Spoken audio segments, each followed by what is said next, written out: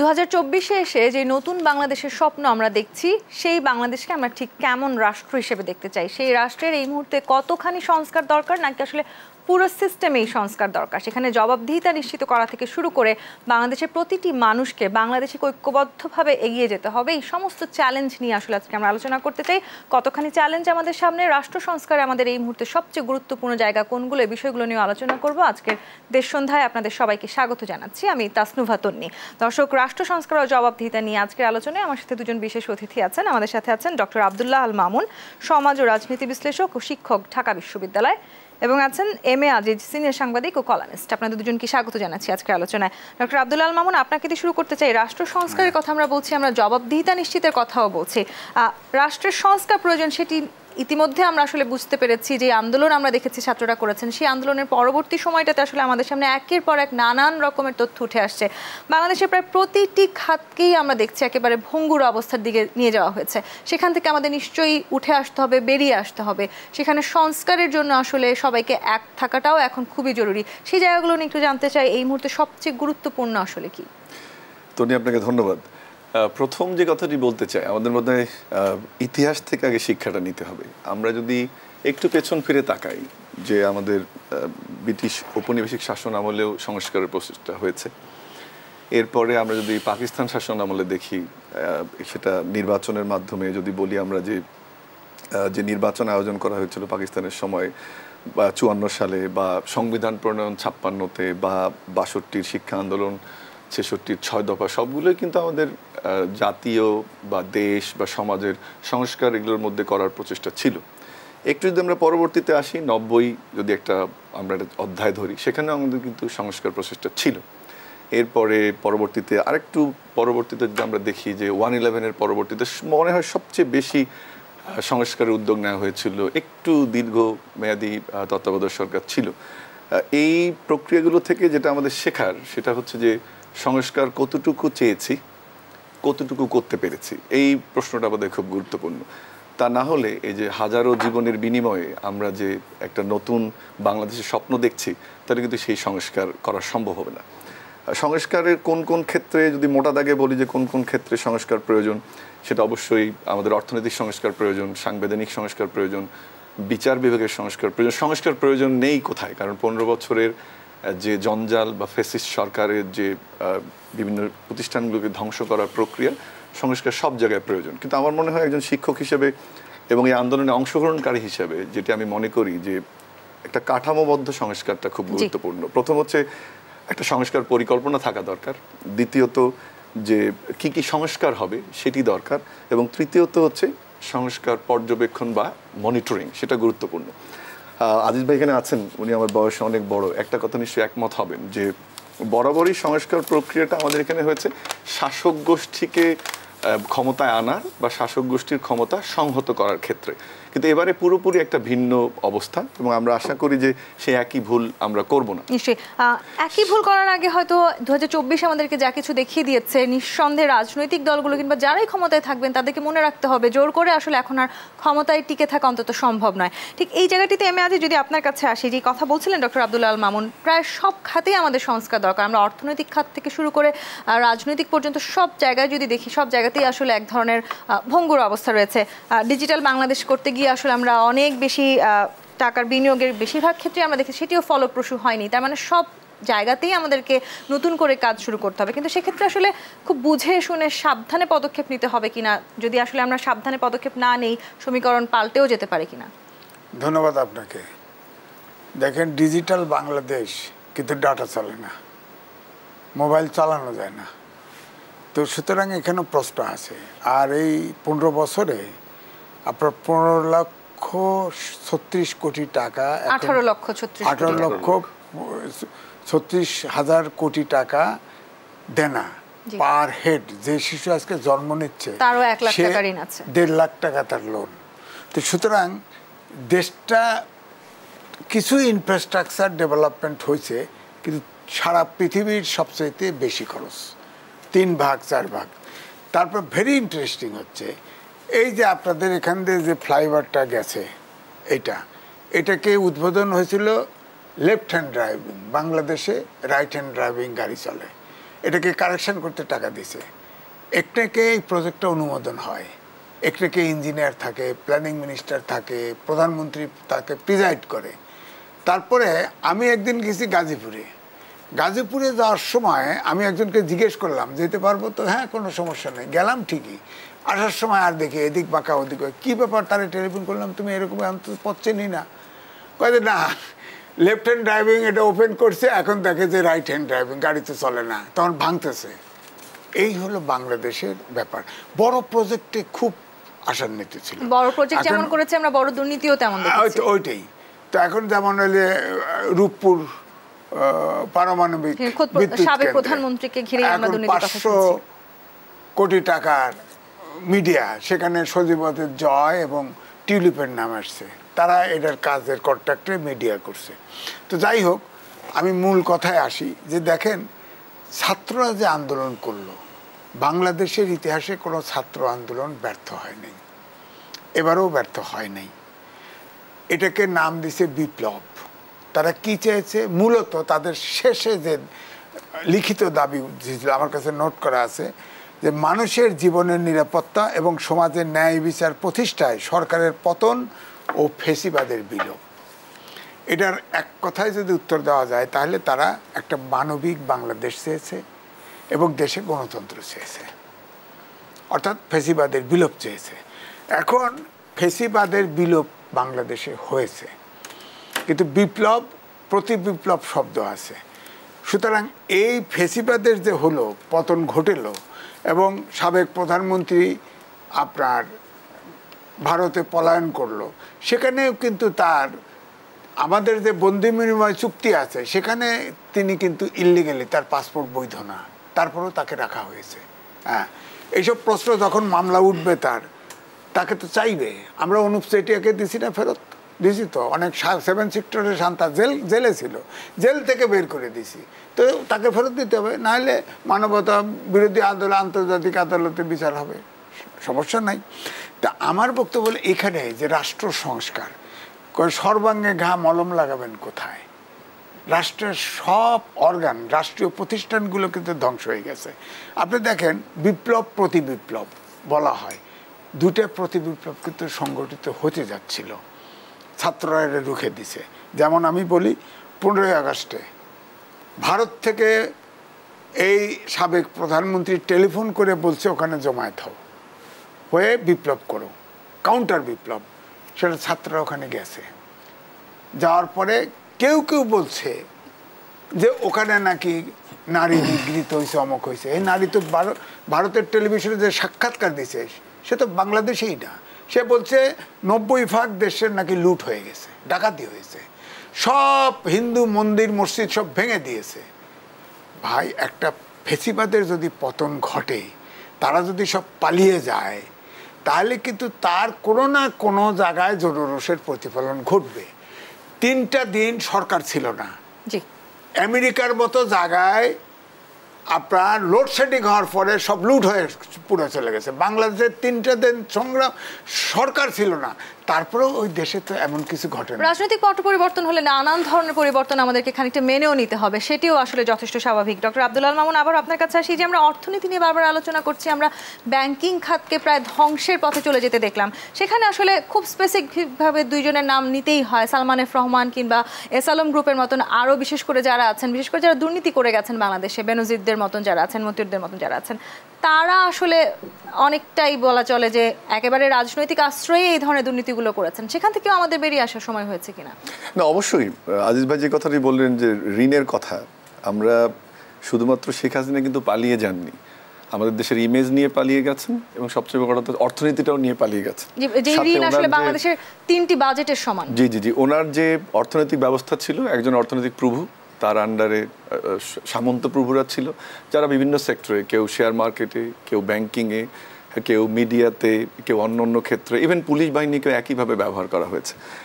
দেখুন, সবচেয়ে বড় যে জিনিসটি সেটা হচ্ছে যে একটি আদর্শ সরকারের প্রথম যে কাজটি করা দরকার, ট্যাক্স টু জিডিপি রেশিওটা ইনক্রিজ করা দরকার। আশ্চর্যজনকভাবে একটা লম্বা সময় আমরা অ্যারাউন্ড 8% অফ জিডিপিতে বদ্ধ থাকলাম, কোনো প্রচেষ্টা নেওয়া হলো না এই সংস্কারের, অর্থনৈতিক সংস্কারের বড় ক্ষেত্রে। দ্বিতীয়টি হচ্ছে আজকে যদি স্টুডেন্টদের যে আন্দোলন আমরা দেখছি, সেই আন্দোলনের কিন্তু মেইন জায়গাটা হচ্ছে এমপ্লয়মেন্ট বা চাকুরির জন্য। সেক্ষেত্রে কীভাবে চাকুরি হয়, একটা হচ্ছে একটা সুষ্ঠু প্রাইভেট খাত বা একটা বেসরকারি খাত যেখানে গভর্নমেন্টের সহযোগিতা থাকবে, আরেকটি হচ্ছে ফরেন ডাইরেক্ট ইনভেস্টমেন্ট বা বিদেশি যে বাংলাদেশে যে ইনভেস্টমেন্ট সেটা ইনশিওর করা। দুঃখজনক হচ্ছে এই দুটো ক্ষেত্রে কিন্তু সালমান এফ রহমান সাহেবের একটা খুবই নিবিড় যোগাযোগ ছিল, এবং খেয়াল করবে যে দুটো খাতই একেবারেই ধ্বংসপ্রাপ্ত হয়েছে। তাহলে আজকে যে কোটার জন্য যে আন্দোলন, সেটি কিন্তু কোটার জন্য আন্দোলন হিসেবে দেখলে হবে না, এটি তরুণদের একটা দীর্ঘ সময়ের ক্ষোভ, এবং তার পেছনে রয়েছে আনএমপ্লয়মেন্ট। এটার সঙ্গে আরেকটা জিনিস যুক্ত করতে হবে, আমি একজন শিক্ষক হিসেবে হাইলাইট করতে চাই শিক্ষা ব্যবস্থা। এমন তরুণদের প্রডিউস করা হয়েছে যারা হয়তো বা ডেভেলপমেন্টের জন্য যে পরিমাণে স্কিল দরকার সেটা আমরা করতে পারিনি। এই দুটো একসাথে হয়ে যেটা হয়েছে, একটা অগ্নিগর্ভা অবস্থা তৈরি হয়েছে। এখন অর্থনৈতিক খাতে যে সংস্কার আমরা কথা বলছি, তার চেয়ে বড় চ্যালেঞ্জটি হচ্ছে এখন আমাদের সামনে এলডিসি গ্র্যাজুয়েশন।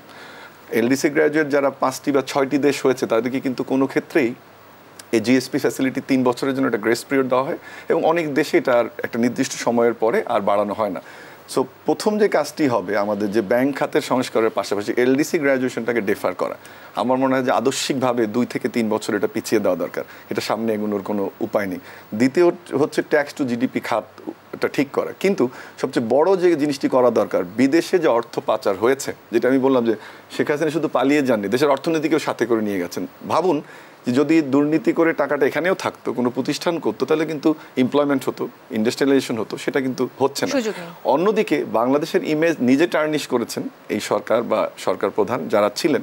সাথে সাথে এখন যে ঘটনাটা ঘটলো, বিনিয়োগকারী যারা আমাদের দেশে, আপনি জানেন যে প্রায় 100-100-র অধিক ইপিজেড করা হচ্ছে, এর মধ্যে কয়েকটি নিয়ারনেস টু কমপ্লিশন। আমি ব্যক্তিগত একটির সাথে জড়িত, জাপানের 2500-এর যে স্পেশাল ইকোনমিক জোন হচ্ছে, এই ইনভেস্টমেন্টগুলোর ভবিষ্যৎ কী সেটাও কিন্তু এখন প্রশ্নের সম্মুখীন। সো একদিকে যেমন আমি মনে করি দুটো চ্যালেঞ্জ, একটা হলো এক্সটার্নাল অ্যান্ড ইন্টারনাল, আমাদের অর্থনীতির জন্য দেশীয় এবং আন্তর্জাতিক পরিসরের চ্যালেঞ্জ, এই দুটো মোকাবেলা করতে হবে। একদিকে হচ্ছে সংস্কারগুলো দ্রুত, অর্থনৈতিক সংস্কারগুলো গুরুত্ব দেওয়া, আর আমি মনে করি যে এক্ষেত্রেও আজকে আসলে তত্ত্বাবধায়ক সরকারের 20-এর অধিক হয়তো বা উপদেষ্টা কাজ করছেন, সরকারটা ছোট, আমাদের এক্সপেকটেশন অনেক বেশি। সেক্ষেত্রে আমি বলবো যে দ্রুত অর্থনৈতিক সংস্কার কমিশন করা দরকার, যারা দেশের অর্থনীতি মেরামতের কাজ করবেন এবং বিদেশে আমাদের ইমেজ উন্নত করে কিভাবে আরো বিনিয়োগ নিয়ে আসা যায় সেই কাজটি করতে হবে। কিন্তু ডক্টর আব্দুল আল মামুন, আমরা আসলে সবসময় দেখি নানান রকমের নীতি আসলে আমরা নির্ধারণ করি, কিন্তু সেগুলো আসলে আমরা প্রয়োগ কতখানি করতে পারি। আজিজ, প্রায় সব খাতেই আমরা দেখেছি রাজনীতিকীকরণ করা হয়েছে, এবং যে দুর্নীতিগুলোর কথা আমরা বলছি, সব ধরনের দুর্নীতি নিশ্চয়ই প্রশাসনের নাকের ডগায় বসেই করা হয়েছে, এবং বলাই যায় আসলে প্রশাসনের সাহায্যেই করা হয়েছে। সেই জায়গাটিতে আসলে যদি জবাবদিহিতা আমরা নিশ্চিত করতে না পারি, একইভাবে আবারও আমরা সেম যেই সংস্কৃতি সেখানে আবার চলে যাব কিনা? না, দেখেন, আমি আজকে একটা নিউজ দেখলাম যে পুলিশে প্রমোশন দেওয়ার জন্যে নিয়োগের তারিখ 5 বছর ব্যাকে নিয়ে আপনার সরকারের পক্ষের লোকজন পুলিশদেরকে আপনার প্রমোশন দেওয়া হয়েছে। প্রায় 2500 পুলিশ তারা মনে করছে বঞ্চিত। তো এই যে কাজগুলি করা হয়েছে অন্যায়ভাবে, অর্থাৎ পুরো দেশটাকে একটি ফ্যাসিবাদের সহযোগীদের নিয়ে সাজানো হয়েছে।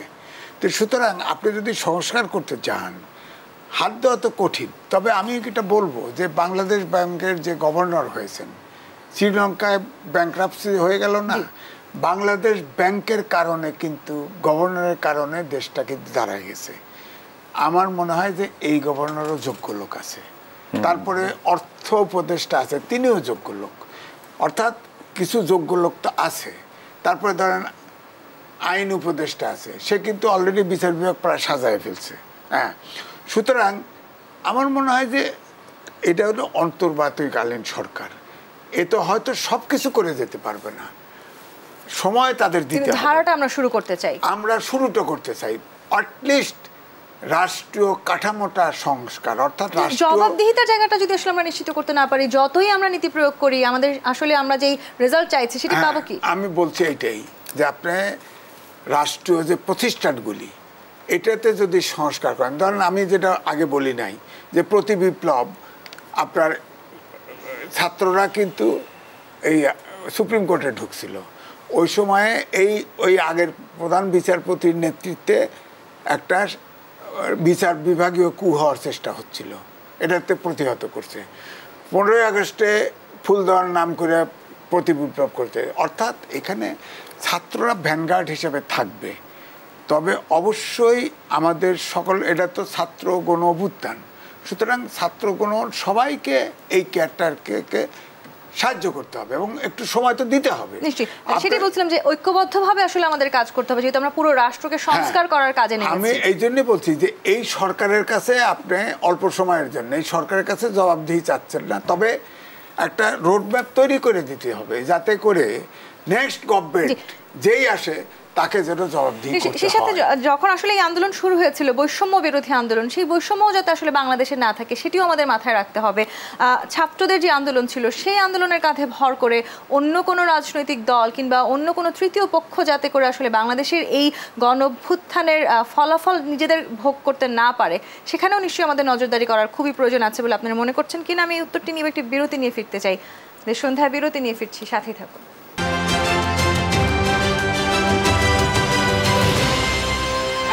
দেশ সন্ধ্যা দেখছেন, রাষ্ট্র সংস্কার এবং জবাবদিহিতা নিয়ে আলোচনা করছিলাম আমরা। ডক্টর আব্দুল আল মামুন প্রশ্ন রেখে বিরতিতে গিয়েছিলাম ছাত্র আন্দোলনের উপর ভর করে কোনো তৃতীয় পক্ষ আসলে সেই সুযোগ নেবার চেষ্টা করছে কিনা, সেটি যদি হয় সেখানেও আসলে আমরা সংস্কারের জায়গাটিতে পিছিয়ে যেতে পারি কিনা।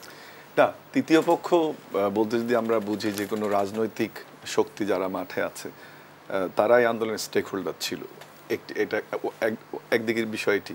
দ্বিতীয় যে বিষয়টি হচ্ছে যে আমাদের তো একটা পুরো সেট আপ পরিবর্তন করতে হচ্ছে। বিভিন্ন জায়গায় যে যোগ্যতা সম্পন্ন লোক আমরা খুঁজছি, আমার মনে হয় এই দেশে এটা অমূলক বলা হবে যে কারো কোনো আদর্শিক জায়গা নেই, সেটি একটি দিক।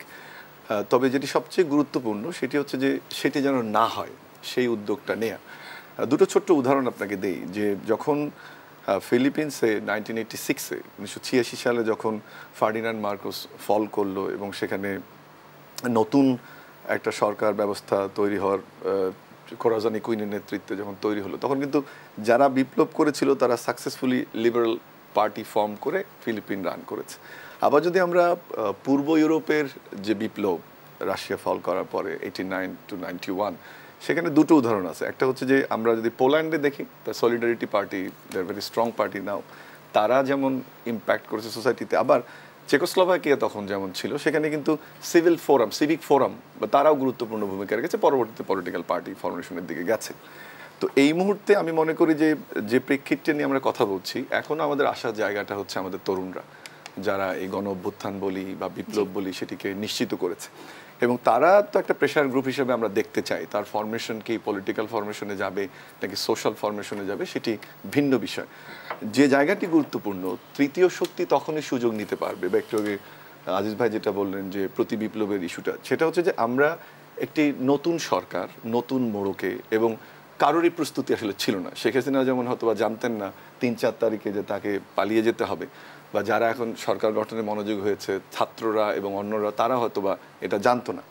যে জিনিসটি হচ্ছে যে আমরা খুব অদ্ভুতভাবে খেয়াল করছি, যদিও এটি বলা অপেক্ষা রাখে না, যে সমাজে যে বৈষম্য তৈরি হয়েছিল 15 বছরের অলিগার্ক ইকোনমির কারণে, একদিকে কসমেটিক ডেভেলপমেন্ট বা অবকাঠামোগত উন্নয়ন যেটি হয়েছে তার সুফল আসলে সমাজে যায়নি বা সমাজ পায়নি। তাতে কি হয়েছে, একটি গোষ্ঠী ইনফ্লেশন, দ্রব্যমূল্য বৃদ্ধি, সামাজিক অনাচার অবিচারের মধ্যে ছিল, সেটি নিয়ে কোনো দ্বিমত নাই। কিন্তু একটি জায়গায় বোধহয় আমাদেরকে সবাইকে একমত হতে হবে যে এটি একেবারেই কেবল জন্ম নেয় একটি শিশু, তার ঘাড়ে আমরা কতটুকু প্রেশার দেবো। খুবই দুঃখজনক হলেও আমরা দেখছি যে রাস্তাঘাটে আমরা বসে যাচ্ছি, অফিসগুলোতে চিঠির জন্য অপেক্ষা করছি, সচিবালয়ে ঢুকে যাচ্ছি। এটি নৈতিকভাবে কোনোভাবেই সমর্থনযোগ্য নয়। সময় দিতে হবে, প্রত্যেকের দাবি দেওয়া ম্যাথোডোলজিক্যালি আসবে এবং সেটা নিশ্চয়ই এই যে অন্তর্বর্তীকালীন সরকার পূরণ করবে। আরেকটি জিনিস আমি বলি, যেটি হচ্ছে যে আমরা শুধু এই যে সফলতার জন্য আমরা যদি ছাত্রদের উপরে ছেড়ে দেই, যেসব পলিটিক্যাল পার্টি অ্যাক্টিভ, যারা স্টেক হোল্ডার রয়েছে, সিভিল সোসাইটির উপরে ছেড়ে দিই, তাহলে কিন্তু হবে না। এই সরকারের সফলতা নির্ভর করবে একটি সামাজিক আন্দোলনের ভিত্তিতে। ছোট্ট আরেকটা জিনিস আপনাকে বলি, আজিজ ভাইয়ের ওই জায়গাটাতে কমপ্লিমেন্ট করি, যে দেখুন, আপনি স্বচ্ছতা জবাবদিহিতার কথা বলছিলেন। এর প্রথম জিনিসটা কিন্তু আমরা যদি মেকিয়াভেলির স্টেট ফরমেশনের দিকে দেখি, প্রথম যে জিনিসটা ছিল বাক স্বাধীনতা। আজকে যদি এখানে আজিজ ভাইকে জিজ্ঞেস করি, আমি যদি আজিজ ভাই হয়তো বা এটা বলে গেছেন, আমাকে জিজ্ঞেস করেন আপনাকে, আমাদের বাক স্বাধীনতা ছিল না। যখন একটা সমাজে বাক স্বাধীনতা থাকবে না, তখন একদিকে যেমন দুর্নীতিগ্রস্ত সমাজ হতে পারে, একদিকে যেমন স্বৈরাচারী সমাজ হতে পারে, একদিকে যেমন ফ্যাসিস্ট রাষ্ট্র ব্যবস্থা প্রতিষ্ঠিত হতে পারে। সেটি অত্যন্ত পরিকল্পিতভাবে কিন্তু আওয়ামী লীগের সময় করা হয়েছে। বিভিন্ন আইন, পুলিশ বাহিনীকে ব্যবহার করে, নানান রকম সফটওয়্যার, নানান রকম হার্ডওয়্যার ইউজ করে আমাদের বাক স্বাধীনতা রুদ্ধ করা হচ্ছে। কিন্তু এখন যে জায়গাটাতে আমাদের বাক স্বাধীনতা ফিরে এসেছে। আমরা সবাই কথা বলবো, যেখানে প্রয়োজন হয় এই সরকারকে আমরা উপদেশ দেবো, যেখানে প্রয়োজন হয় সেখানে সহযোগিতা করব। জবাবদিহিতার জায়গাটা যথেষ্ট স্বচ্ছ থাকতে হবে। আজ জবাবদিহিতা যারা নিশ্চিত করবেন তারা তো প্রত্যেকেই আসলে রাষ্ট্রের খুবই গুরুত্বপূর্ণ পদে দায়িত্বশীল থাকেন, কিন্তু গেল 15 বছরে আমরা দেখেছি যারাই আসলে রাষ্ট্রীয় গুরুত্বপূর্ণ পদে কর্মরত ছিলেন তারা প্রত্যেকেই আসলে দুর্নীতির সাথে কোনো না কোনো ভাবে জড়িত ছিলেন। অর্থাৎ গুরুত্বপূর্ণ পদগুলোতে যখন আমরা নিয়োগ দিব তখন আসলে আমাদের খুবই সাবধানতা অবলম্বন করতে হবে। শরীরে মাথায় যদি পছন্দ লাগে সারা শরীর অচল হয়, মাথাটা তো পচে গেছিল, সুতরাং দুর্নীতি হয়েছে। আপনার এই অন্তর্বর্তীকালীন সরকারের দায়িত্ব হচ্ছে যে সবগুলোর এমন সিস্টেম করে দিয়ে যাওয়া যাতে করে পরবর্তী সরকার যদি আসেও তারা জবাবদিহিতা এবং দুর্নীতি। আমাদের প্রধান সমস্যা কি, ধরেন এই মুহূর্তে বিচারগুলি করতে হবে, বিচার এত অল্প সময়ে বাংলাদেশে কোনো এত তরুণ জনগোষ্ঠী মারা যায়নি। হ্যাঁ, তো এত অল্প সময়ে ছোট্ট ইস্যু সরকারের অহমিকার কারণে বড় ইস্যু শেষ পর্যন্ত পালাতে হয়েছে, এরকমও ঘটে নেই। তো কিন্তু এখন যেগুলো অন্তরায়, প্রথম হলো বিচার ব্যবস্থাটা তো ধ্বংস হয়ে গেছে। আপনি খেয়াল করে দেখেন যে এস আলম $1 বিলিয়ন পাচার করছে, অ্যাপিলেট ডিভিশন বলে দেয় তদন্ত করা যাবে না, তো তাহলে জায়গাটা কোথায়? এখন আন্দোলন হয়েছে, প্রধান বিচারপতি সবাইকে ডাকছে, ডেকে একটা হয়তো সিদ্ধান্ত দিত যে এই সরকার অবৈধ, দিত তো, এটা হলো বলা হয় বিচার কু, তাকে রিটায়ার করা দিয়েছে, রিটায়ার করে দিলে খালাস, তার বিচার হতে হবে না। আপনারা দেখেন 926 জন যখন প্রধানমন্ত্রী পালিয়ে গেছে, আইজিপি পুলিশের সিনিয়ররা বসে, এটা ইউটিউবে আছে, বলছে একটু যাওয়ার সময় একটু বলেও গেল না আমাদেরকে এইরকম অনিরাপদ রেখে চলে গেল। ওনার ফ্যামিলির সবাইকে বিদায় করে দিছে ঠিক মতো, উনি যাওয়ার সময় সবাইকে আটকায় রেখে গেছে। তারা নিরাপদ ভাবছে সেনানিবাস। 626 জন ওখানে নিরাপত্তার জন্য রাখছে, এখন সব বের করে দিচ্ছে, 7 জন আছে। তো সবচেয়ে ইন্টারেস্টিং, 5 জন বিচারপতি ওখানে ঢুকছে, আর ভিসি ঢুকছে গোটা 10। তো বলেন দেশটা কোথায় গেছে? সব জায়গায় আসলে আমরা রাজনৈতিক ভাবে, আমি এই জন্য বলছি যে আপনাকে ধরেন মূলত প্রধানত বিচারটা হয়তো করবে, আর দ্বিতীয়টা তো যে বৈষম্য যে হয়েছে, এই যে 10টা 20টা আগে পাকিস্তান আমলে বলতাম 22 পরিবার সব শুষে নিছে, এখন তো 8 থেকে 10টা অলিগার্ড তৈরি করা হয়েছে, বিজনেস হাউস। তারা ইচ্ছে করলে এক বোতলে দেশে দুর্ভিক্ষ লাগাই দিতে পারে, তাদের বিচার হবে না, ধরাছোঁয়ার সেই বিচার যেমন আমরা চাই। আবার একই সাথে গণতান্ত্রিক ধারার কথা যখন আমরা বলছি, আমি বলছি সেই রাষ্ট্রীয় নির্বাচন এবং রাজনৈতিক দল খুব গুরুত্বপূর্ণ। থাকতে কোনো গণতন্ত্র বাংলাদেশে কাজ করবে না, আমি লিখেছি, কারণ এই গণতান্ত্রিক যে ব্যবস্থা, তার যে সংবিধান, এই সংবিধানে যিনি প্রধানমন্ত্রী হন তিনি পার্টি প্রধান থাকেন, তিনি সংসদীয় দলের প্রধান থাকেন, এবং তিনি তার নির্দেশ ছাড়া, প্রধানমন্ত্রীর নির্দেশ ছাড়া কেউ কিছু করতে পারে না। গণতান্ত্রিক ধারায় ফিরে আসতে হলে আসলে আমাদের কি ধরনের পরিবর্তন প্রয়োজন সেই জায়গাগুলো নিয়ে আমরা আলোচনা করব। আমাদের আরেকটি বিরতির সময় হচ্ছে, আমি আজ বিরতি নিয়ে ফিরতে হবে। দেশ সন্ধ্যায় বিরতি নিয়ে ফিরছি, সাথেই থাকুন।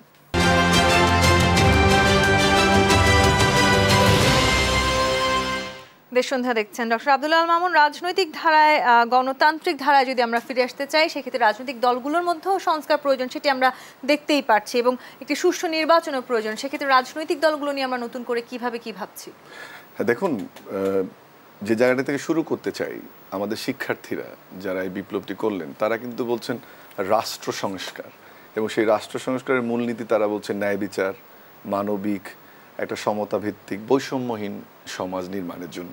আমার মনে হয় যে এই জিনিসটি আমাদের যারা দলগুলো আছে এখন, বিএনপি, জাতীয় পার্টি সহ অন্যান্য যে দলগুলো, তাদেরকে অনুধাবন করতে হবে। কিন্তু দুঃখের বিষয় হচ্ছে যে কতটুকু শিক্ষা নিচ্ছে। একদিকে যেমন আমরা কিছু ভালো কর্মকাণ্ড দেখছি বিএনপির, অনেকে বিভিন্ন কর্মকাণ্ডে অংশগ্রহণ করার জন্য, চাঁদাবাজি ধ্বংসযজ্ঞে অংশগ্রহণ করার জন্য বহিষ্কার করা হয়েছে। কিন্তু অন্যদিকে আমরা প্রতিদিনই কিন্তু খবর দেখছি যে বিভিন্নখানে বিএনপির যারা কর্মী, বিভিন্ন পর্যায়ের নেতারা তারা জড়িয়ে পড়ছে। অবশ্যই বিএনপি একটি বৃহৎ রাজনৈতিক দল, এটিকে নিয়ন্ত্রণ করা অনেক কঠিন, কিন্তু যে জিনিসটি বুঝতে হবে যে এটি রাষ্ট্র সংস্কারের দাবি। এবং যে কথাটি আজিজ ভাই একটু আগে বলছিলেন, ওখান থেকে আমি শুরু করতে চাই যে আমাদের গণতান্ত্রিক প্রক্রিয়া উত্তরণের জন্য প্রথম যে কাজটি দরকার, দলগুলোর মধ্যে গণতন্ত্রের চর্চা। একটা পার্টিতে প্রধান হচ্ছেন, উনি আজীবন থেকে যাচ্ছেন, যেটি উনি বলার চেষ্টা করেছেন। একটা পার্টি প্রধান, সে প্রধানমন্ত্রী হিসেবে যতদিন থাকছেন তার ইচ্ছে, আবার উনি পার্টি প্রধান হিসেবে থাকছেন। এক্ষেত্রে এই জায়গাগুলোতে সংস্কার খুবই গুরুত্বপূর্ণ। ছোট্ট করে যদি বলি, যেমন 2 টার্মের বেশি বা 1 টার্মের বেশি না থাকা, যে পার্টি প্রধান হবে সে প্রধানমন্ত্রী না হওয়া, এরপরে পার্টির মধ্যে গণতান্ত্রিক চর্চা। আরেকটি জিনিস দেখুন, আমাদের এখানে যেভাবে নমিনেশন বাণিজ্য হয়, একইভাবে কিন্তু পার্টির পদ পদবীর ক্ষেত্রেও একটা অবজেকশন আছে যে সেখানেও অর্থের বিনিময় হয়। তার মানে কি, আমি অর্থের বিনিময়ে পার্টি পজিশন পাচ্ছি, আমি অর্থের বিনিময়ে নমিনেশন পাচ্ছি। তো আমি যখন কোনো স্থানীয় সরকারে অথবা আমি যখন এমপি নির্বাচিত হই, তখন কিন্তু আমি ওই টাকাটা তুলে আনার একটা প্রক্রিয়া দেখা দেয়। তার মানে কি, দুর্নীতি, জবাবদিহিতা, স্বচ্ছতা সবকিছুর কিন্তু প্রথম প্রচলন হতে হবে রাজনৈতিক দলগুলোর মধ্যে। যদি সেটি না হয়, তাহলে যে আমরা রাষ্ট্র সংস্কারে যে ডাক দিচ্ছি, ন্যায় সমতা ভিত্তিক সমাজের কথা বলছি, সেটি কোনোদিন হবে না। এই জন্য আমি গুরুত্ব দিতে চাই প্রথম যে পার্টিগুলোর মধ্যে গণতান্ত্রিক চর্চা, তারপরে রাষ্ট্রযন্ত্রের সংস্কার। এবং রাষ্ট্র যখন সংস্কারের কথা বলছি আমরা, এম এ আজিজ, আসলে পুরো একটি রাষ্ট্রকে একদিনে তো আর ঢেলে সাজানো সম্ভব নয়, একটা দীর্ঘদিন আমাদের সময় লাগবে। কিন্তু প্রত্যাশা আমরা রাখতে চাই নিশ্চয়ই। সেই প্রত্যাশা জায়গাটি থেকে আসলে আমাদের চাওয়ার জায়গাটি কতখানি দূরত্ব? দেখেন, এই বিপ্লবটা কিন্তু সমাজতান্ত্রিক বিপ্লব না, হয়নি। সমাজতান্ত্রিক বিপ্লবে মাও সেতুং, লেনিন, তারপরে সাংস্কৃতিক বিপ্লব করে মানুষের মনোজগতে পরিবর্তন আনছে। আমাদের মনোজগৎটা নষ্ট হয়ে গেছে। আমি তো পাকিস্তান আমাদের লোক, আগে তো দুর্নীতিবাজকে মনের থেকে ঘৃণা করতাম, যে ঘুষ খাইতেও তাকে ঘৃণা করতাম। এখন কিন্তু ঘৃণা হয় না, কারণ ওই দাপটশালী, ওই ক্ষমতাশালী, ওর কাছে না থাকলে সমাজে টিকে থাকাই মুশকিল। সেই চিন্তাধারা থেকে আমাদের বেরিয়ে আসতে হবে। এটাকে মানসিকতার পরিবর্তনটা জরুরি, এটা দীর্ঘস্থায়ী প্রসেস। সুতরাং এখন যে রাষ্ট্র কাঠামো যে সংস্কারের কথা বলা হচ্ছে, সেখানে হচ্ছে দেশ চালাবে ফাইনালি রাজনীতিবিদ। সুতরাং রাজনৈতিক দলগুলোর ভিতরে গণতন্ত্র এবং গণতান্ত্রিক চর্চা এবং সমাজ জীবনে গণতান্ত্রিক চর্চা, সর্বক্ষেত্রে সুশাসন, আইনের শাসন, এইটা প্রতিষ্ঠা করার প্রসেসটা শুরু করে দিবে এই আপনার অন্তর্বর্তীকালীন সরকার, যাতে করে এখানে আমরা যে বৈষম্য বলেন, আপনার দুর্নীতি বলেন, এইগুলো পর্থপাচার বলেন, এইগুলোর সুযোগ না থাকে। এই সুযোগ ফুল প্রুফ, এটা রিসার্চ করার প্রয়োজন আছে। জবাবদিহিতাটা আমাদের অবশ্যই। আমার কথা হচ্ছে জবাবদিহিতার পরে, আগে হচ্ছে জবাবদিহি করতে হয় এমন পরিস্থিতি যাতে কোনো জায়গায় তৈরি না করতে পারে, এমন কিছুই না করতে পারে। আব্দুল আল মামুন, আপনার প্রত্যাশার কথা শুনে শেষ করতে চাই। না, আমি শুরুতে যে কথাটি বলেছিলাম, যেটি একটি অন্তর্বর্তীকালীন সরকার, যেটা আজিজ ভাই বললেন যে একটা লম্বা আমাদের সবার এক্সপেকটেশনের লিস্ট, আমাদের অনেক কিছু আমরা এখান থেকে চাচ্ছি। আমি যেটা ছোট্ট করে বলতে চাই যে সরকারে যে এই মুহূর্তে মানুষজনের অবস্থান, আমি অ্যাডভাইজারদের কথা বলছি, সেটা অল্প। আমি বারবারই বলবো আমার পূর্বের অভিজ্ঞতা থেকে, পার্টিকুলারলি 1/11-এর পরে, যে অনেক এজেন্ডাকে আমরা অ্যাড্রেস করতে গিয়ে সেটা পারিনি। আজিজ ভাই যেটা বললেন যে একটা পথ নির্দেশনা তৈরি করা, কিন্তু আমি মনে করি যে আমাদের প্রত্যেকটি ক্ষেত্রে 4টা বৃহত্তর ক্ষেত্র আমি চিহ্নিত করতে চাই: অর্থনীতি, রাজনীতি, সমাজনীতি এবং আমাদের যে রাজনৈতিক মেরামত। এই 4টি কাজ, এবং সেখানে অবশ্যই বিভিন্ন কমিশন, কমিটি করে দেওয়া দরকার, যারা সরকারে যুক্ত থাকবে না কিন্তু সরকারের সাথে কাজ করবে। আব্দুল আল মামুন, এম এ আজিজ, অসংখ্য ধন্যবাদ আজকে আমাদেরকে সময় দেওয়ার জন্য। দর্শক, দেশ সন্ধ্যার আগামী পর্ব দেখবার আমন্ত্রণ রইল। ধন্যবাদ এতক্ষণ সাথে থাকার জন্য।